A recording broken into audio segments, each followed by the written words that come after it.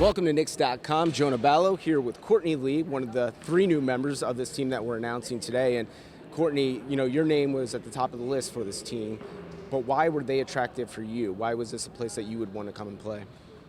It's the Mecca. It's New York. Everybody dreams about playing here, and the history and the tradition that comes along with that. I definitely had to embrace the phone call that I got from Phil and those guys during free agency, and then just seeing the direction that they was going in as far as rebuilding the team and some of the pieces that they was adding, starting with Derrick Rose was the first one, and then Joakim definitely made everything intriguing here, and so we're here now. Now, when you saw the news that Derrick Rose was traded to the Knicks, kind of crazy and surreal to think about considering his time with Chicago, did that open up your eyes and you start thinking about maybe this team as a destination? It did. It opened my eyes right away because Derrick Rose in a new situation, a fresh start, away from home. He feels like he has a lot to prove still, and is definitely going to put a chip on his shoulder. And so I'd rather be on the team with that guy than against him. Now, when you look at your game, 3-and-D is what we hear, and that's essential right now in the NBA. How can that help this team moving forward? That's a position of need on the wing that can guard and also hit open, knock down shots when Derrick Rose or Brendan Jennings is getting through the lane. So what can you do to elevate the offense and defense this year?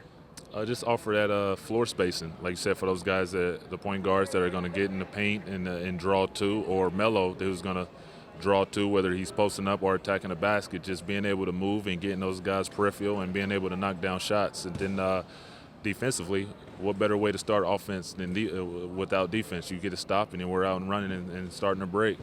How about with the guy Joakim Noah in the back there of the defense, anchoring it, and then you on the wing? How can that provide some support for a defensive five-man group? It can help a lot. Like you said, you have Joakim back there that's going to protect the rim, and he's anchoring the defense. And then you got KP that's also 7'2", 7'3", so his length is going to distract a lot of layups and a lot of guys from penetrating to the hole. And then myself, I feel I can just pressure the ball as much as possible, take away the three-point shot, and I know that I got those two guys behind me guarding the rim. You mentioned that. Maybe one of the longer five-man units in the league with you guys on paper at least. Kristaps Porzingis, when you see his game live in person and on tape and now a chance to play with him, what do you think about the young kid? I think he's going to be great. And, man, he's, like you said, 7'3". He's able to stretch the floor. He can shoot. He can penetrate. And he also showed the post-up game. And then I think he made his way on a lot of top 10 plays with those tip dunks. And so I look forward to playing with all these guys. What are some of the necessary steps for you now?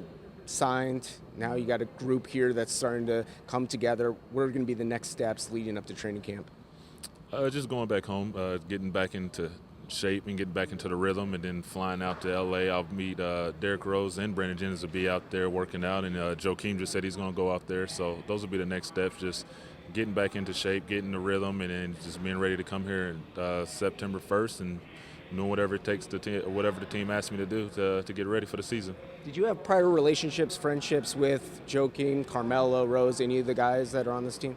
Well, I know a lot of the guys just through basketball, and like I said, in the off-season, Rose and Brandon work out in the same facility that I do, and Joakim, I see him around a lot, and even Melo. Melo works out with Gunner out in L.A., so see a lot of the guys. We talk here and there, so.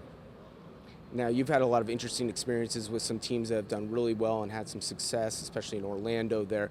What have you learned in your time? Now, you're in this kind of sweet spot where you have the experience, but you're still young and still fresh and ready to play, but have had some good NBA experience. What have you learned along the road?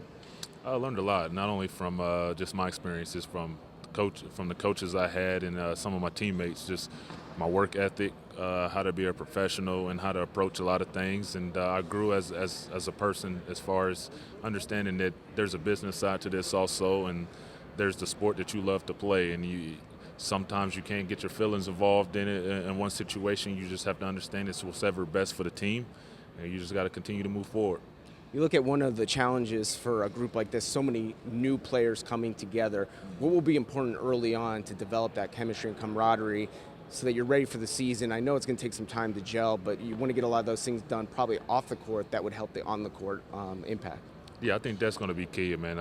Like I said, we're going to be out in L.A. with some of the guys, but I think when everybody comes together, that everybody just checks egos. I mean, if we throw the egos out the window and everybody's just focused on winning, I think the chemistry, the bind, and the trust and everything will come right away because everybody is focused and dedicated on just winning. Joe came from here, so he knows the area. Brendan Jennings, West Coast guy, now on the East Coast, says he wants a speedboat out to Statue of Liberty.